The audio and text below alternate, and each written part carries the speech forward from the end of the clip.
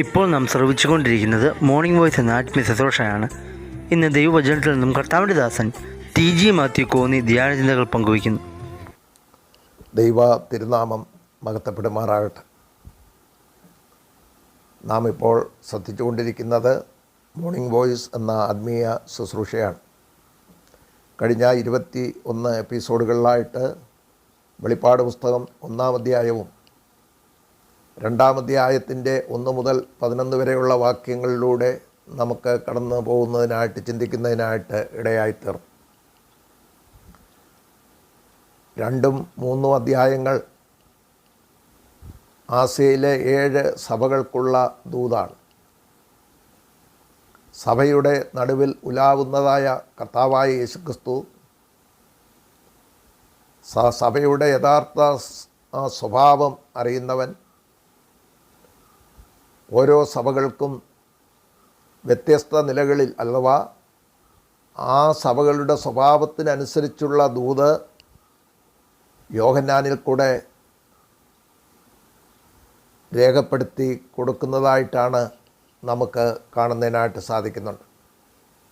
കഴിഞ്ഞ ദിവസങ്ങളിൽ എഫെസോസ് സഭയുടെയും സ്മുർണ സഭയ്ക്കുള്ള ദൂതും നാം അല്പമായിട്ട് ചിന്തിക്കുന്നതിനായിട്ട് ഇടയായി. ഇന്ന് 3-ാമതായിട്ട് പെർഗമോസ് സഭയ്ക്കുള്ള ദൂത് കൊടുക്കുന്ന ദൂതാണ്. അതിൻ്റെ 12 മുതൽ 17 വരെയുള്ള വാക്യങ്ങളിൽ നമുക്ക് കാണുവാൻ സാധിക്കുന്നത്. എന്നാൽ ഇന്ന് അതിൻ്റെ 12-ാം വാക്യം മാത്രം വായിച്ച് അതിൽ നിന്നും അല്പകാര്യം ചിന്തിച്ച് നമുക്ക് ഇന്നത്തെ ഈ വിചിന്തനം അവസാനിപ്പിക്കുവാനാണ് ഞാൻ ആഗ്രഹിക്കുന്നത്. അതിൻ്റെ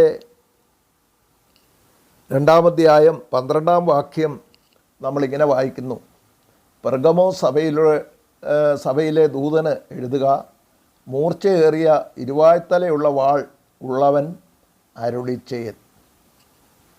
അവിടെ ദൂതൻ എന്നുള്ളത്, സഭയുടെ ദൂതൻ എന്നുള്ളത് കഴിഞ്ഞ ദിവസങ്ങളിൽ നാം വിശദമായിട്ടത് ചിന്തിക്കുകയുണ്ടായി. അത് സഭയുടെ ആത്മീയ നേതൃത്വത്തെ കുറിക്കുന്നു. 2 കൊരിന്ത്യർ അതിൻ്റെ 8-ാം അധ്യായം 23-ാം വാക്യത്തിൽ ഇങ്ങനെ വായിക്കുന്നു: നമ്മുടെ സഹോദരന്മാർ സഭകളുടെ ദൂതന്മാരാണ്. അപ്പോൾ സഭയുടെ ആത്മീയ നേതൃത്വം അത് മൂപ്പന്മാരായിരിക്കാം, സുവിശേഷകന്മാരായിരിക്കാം, ഇടയന്മാരായിരിക്കാം. അപ്പോൾ ഏത് നിലയിലും സഭയുടെ ആത്മീയ നേതൃത്വത്തിൽ ആയിരിക്കുന്ന നേതൃത്വത്തിനാണ് ഇവിടെ ദൂത് കൊടുക്കുന്നത് എന്നുള്ളത് നമുക്ക് കാണുവാൻ സാധിക്കുന്നുണ്ട്. ദൂത് കൊടുക്കുന്നത് കർത്താവാണ്. കാരണം കർത്താവിനാണ് സഭയുടെ യഥാർത്ഥ സ്വഭാവം അറിയാവുന്നവൻ. മാത്രമല്ല, കർത്താവിനെക്കുറിച്ച് പറഞ്ഞിരിക്കുന്ന 1-ാം അധ്യായത്തിൽ നമ്മൾ വായിക്കുന്നത് സഭയുടെ നടുവിൽ ഉലാവുന്നവൻ എന്നുള്ള നിലയിലാണ് കർത്താവിനെ വെളിപ്പെടുത്തിയിരിക്കുന്നത് എന്നുള്ളത് നമുക്ക് കാണുവാൻ കഴിയും. അപ്പോൾ ദൈവസഭയുടെ ഉള്ള അവസ്ഥ അറിയുകയും അതിനനുസരിച്ചുള്ള ദൂത് അതാത് സഭകൾക്ക് കൊടുക്കുകയും ചെയ്യുന്നു എന്നുള്ളതാണ് നമുക്ക് ഈ ഭാഗങ്ങളിലൂടെ മനസ്സിലാക്കാൻ സാധിക്കുന്നത്. ഇവിടെ പെർഗമോ സഭയ്ക്ക് കർത്താവ് ദൂത് കൊടുക്കുമ്പോൾ തന്നെ പരിചയപ്പെടുത്തുന്നു. അപ്പോൾ മുമ്പുള്ള സഭകളിലും നാം അത് ചിന്തിക്കുകയുണ്ടായി. ഓരോ സഭയ്ക്കും വ്യത്യസ്തമായ നിലയിലാണ്, അഥവാ ആ സഭയുടെ സ്വഭാവത്തിനനുസരിച്ചുള്ള നിലയിലാണ് കർത്താവ് തന്നെ വെളിപ്പെടുത്തുന്നതും എന്നുള്ളത് നമുക്ക് കാണുന്നതിനായിട്ട് സാധിക്കുന്നുണ്ട്. ഇവിടെ അതിൻ്റെ 12-ാം വാക്യം വായിച്ച് അതിൽ നിന്നും ചില ആലോചന നമുക്കൊരുമിച്ച് പങ്കുവെക്കുവാനാണ് ആഗ്രഹിക്കുന്നത്. അവിടെ ഇങ്ങനെ നാം വായിക്കുന്നു, പെർഗമോ സഭയുടെ ദൂതൻ എഴുതുക, മൂർച്ചയേറിയ ഇരുവായ്ത്തലയുള്ള വാൾ ഉള്ളവൻ അരുളി ചെയ്യുന്നു. ഇവിടെ കർത്താവ് തന്നെ വെളിപ്പെടുത്തുകയാണ്. എന്താണ് ആ വാക്യത്തിൽ വായിച്ചത്? മൂർച്ചയേറിയ ഇരുവായ്ത്തല വാൾ ഉള്ളവൻ എന്നാണ് കർത്താവിനെ വെളിപ്പെടുത്തുന്നത്. അപ്പോൾ കർത്താവിൻ്റെ കയ്യിൽ മൂർച്ചയേറിയ ഇരുവായ്ത്തല വാൾ ഉണ്ട് എന്നുള്ളത് നമുക്ക് കാണും. ഇവിടെ ഇരുവായ്ത്തലയുള്ള വാൾ അല്ലെങ്കിൽ വാൾ എന്ന് പറഞ്ഞിരിക്കുന്നത് ദൈവവചനത്തെയാണ് എന്നുള്ളത് നമുക്ക് കാണുന്നതിനായിട്ട് സാധിക്കുന്നുണ്ട്. ദൈവവചനമാണ് ഓരോ വിശ്വാസിയെയും രൂപാന്തരപ്പെടുത്തുന്നത്. അവരുടെ ഹൃദയങ്ങളെ വിവേചിക്കുന്നത് ദൈവത്തിൻ്റെ വചനമാണ്. അപ്പോൾ ആ നിലയിലാണ് ദൈവവചനത്തിന് വിശ്വാസിയുടെ ജീവിതത്തോടുള്ള ബന്ധത്തിൽ സഭയിൽ പ്രാധാന്യമുണ്ട് എന്നുള്ളത് ഇവിടെ കർത്താവ് ഓർപ്പിക്കുകയാണ്. ഇവിടെ വാള് ദൈവവചനത്തിൻ്റെ ഇരുവിധ സ്വഭാവത്തെ വെളിപ്പെടുത്തുന്നു. അതുകൊണ്ടാണ് അവിടെ നമ്മൾ വായിച്ചത് ഇരുവായ്ത്തല വാൾ ഉള്ളവൻ എന്ന് നമ്മൾ വായിക്കുവാൻ കഴിയും. അവിടെ ഇരു സ്വഭാവത്തെ വെളിപ്പെടുത്തുകയാണ്. ഒന്ന്, ദൈവവചനം ഒരു വശത്ത് പാപികളെ നിത്യബന്ധനത്തിൽ നിന്നും ശിക്ഷാവിധിയുടെ വിലങ്ങുകളിൽ നിന്നും മോചിപ്പിക്കുന്നു.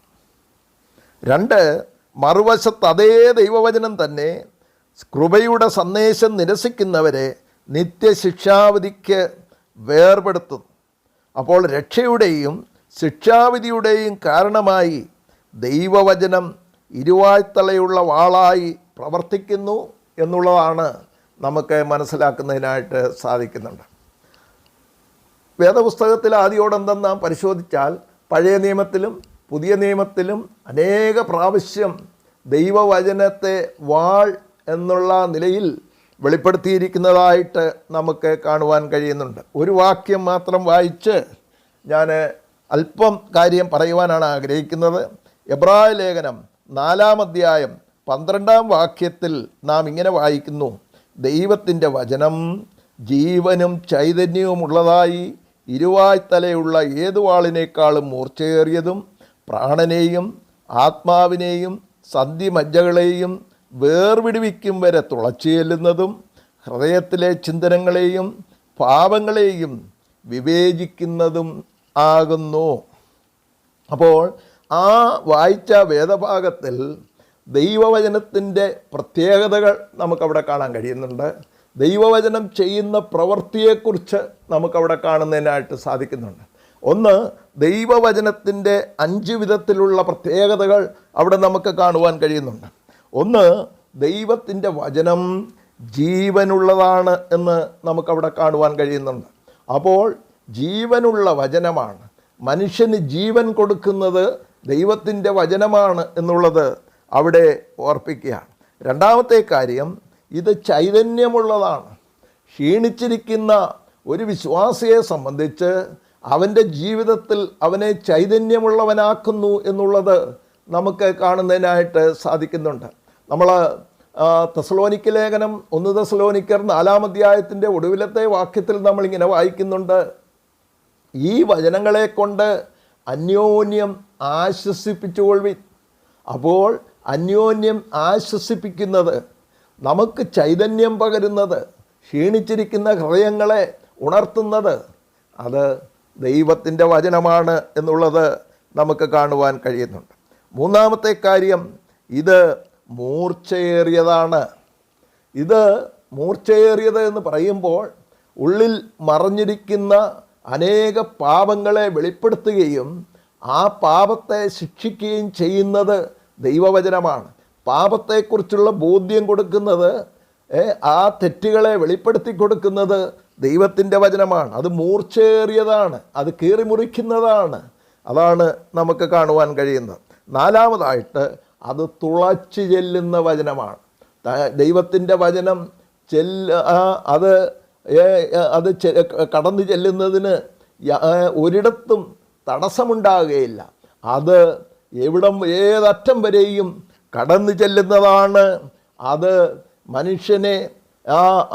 മനുഷ്യൻ്റെ സ്വഭാവം, ഏത് ഒളിഞ്ഞിരിക്കുന്ന സ്വഭാവത്തെയും വെളിപ്പെടുത്തുന്നതാണ്. അത് തുളച്ചു ചെല്ലുന്നതാണ് എന്നുള്ളത് നമുക്ക് കാണുവാൻ കഴിയുന്നു. അഞ്ചാമതായിട്ട് അത് വിവേചന ശക്തിയുള്ളതാണ്. ഹൃദയത്തിലെ ചിന്തനങ്ങളെയും ഭാവങ്ങളെയും വിവേചിക്കുന്നതാണ് എന്നുള്ളത് നമുക്ക് കാണുന്നതിനായിട്ട് സാധിക്കുന്നു. ഇങ്ങനെ 5 വിധ സ്വഭാവങ്ങൾ ദൈവവചനത്തെക്കുറിച്ച് നമുക്ക് ആ എബ്രായ ലേഖനം 4:12 നമുക്ക് കാണുന്നതിനായിട്ട് സാധിക്കുന്നുണ്ട്. ആ ദൈവത്തിൻ്റെ വചനം ചെയ്യുന്ന പ്രവൃത്തിയും നമുക്കവിടെ കാണുന്നതിനായിട്ട് സാധിക്കുന്നുണ്ട്. അപ്പോൾ ദൈവത്തിൻ്റെ വചനത്തിൻ്റെ പ്രാധാന്യം എത്രത്തോളം ഉണ്ട് എന്നുള്ളത് ഈ 12-ാം വാക്യത്തിൽ കൂടെ നമുക്ക് മനസ്സിലാക്കി തരികയാണ് കർത്താവ് തന്നെ വെളിപ്പെടുത്തുന്ന വാക്കുകളാണ് നാം അവിടെ വായിച്ച് കേട്ടത്. അവിടെ നമ്മൾ ഒന്നുകൂടെ ആ വാക്യം ഞാൻ വായിക്കുവാൻ ആഗ്രഹിക്കുന്നു. മൂർച്ചയേറിയ ഇരുവായ്ത്തലയുള്ള വാളുള്ളവൻ അരുളി ചെയ്യുന്നത്. അപ്പോൾ പ്രിയപ്പെട്ടവരെ, ദൈവത്തിൻ്റെ വചനമാണ് നമ്മെ ശരിയായ നിലയിൽ നയിക്കുന്നത്. അത് മൂർച്ചയേറിയതാണ്. അത് നമ്മൾ ശ്രദ്ധയോടെ കൈകാര്യം ചെയ്യേണ്ടതാണ്.